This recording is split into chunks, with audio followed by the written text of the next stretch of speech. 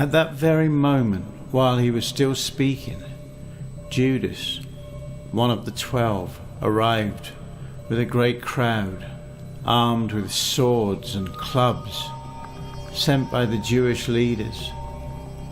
Judas had told them to arrest the man he greeted, for that would be the one that they were after.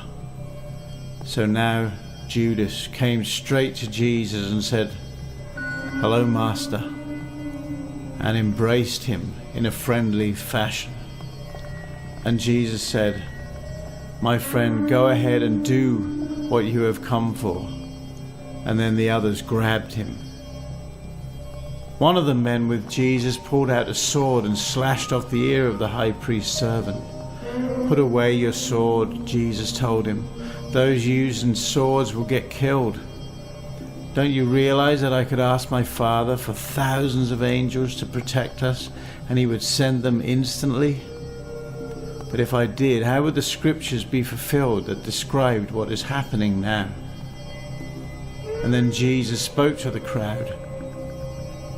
"Am I some dangerous criminal," he asked, "that you had to arm yourself with swords and clubs before you could arrest me? I was with you teaching daily in the temple, and you didn't stop me then. But this is all happening to fulfill the words of the prophets as recorded in the scriptures." At that point, all the disciples deserted him, and they fled.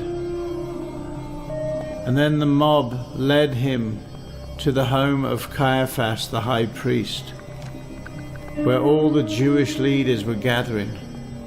Meanwhile, Peter was following far to the rear and came to the courtyard of the high priest's house and went in and sat with the soldiers and waited to see what was going to be done to Jesus.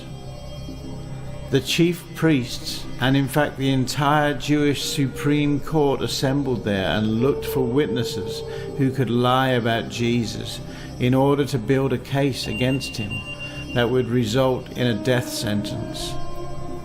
But even though they found many who agreed to be false witnesses, these always contradicted each other. And finally, 2 men were found who declared, "This man said, I'm able to destroy the temple of God and rebuild it in 3 days." And then the high priest stood up and said to Jesus, "Well, what about it? Did you say that, or didn't you?" But Jesus remained silent. And then the high priest said to him, "I demand in the name of the living God that you tell us whether you claim to be the Messiah, the Son of God." "Yes," Jesus said, "I am. And in the future you will see me, the Messiah, sitting at the right hand of God and returning on the clouds of heaven." Then the high priest tore at his own clothing, shouting, "Blasphemy! What need have we for other witnesses? We have all heard him say it. What is your verdict?"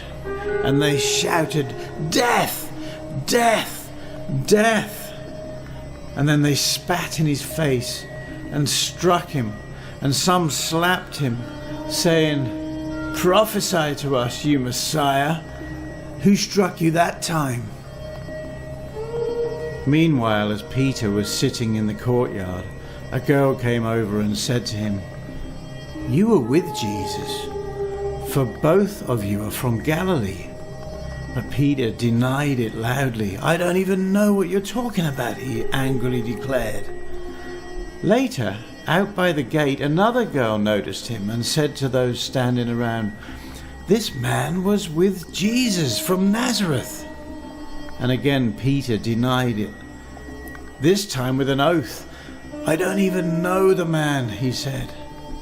But after a while, the men who had been standing there came over to him and said, "We know you are one of his disciples, for we can tell by your Galilean accent." Peter began to curse and swear. "I don't even know the man," he said. And immediately the cock crowed. And then Peter remembered what Jesus had said. Before the cock crows, you will deny me 3 times. And he went away crying bitterly.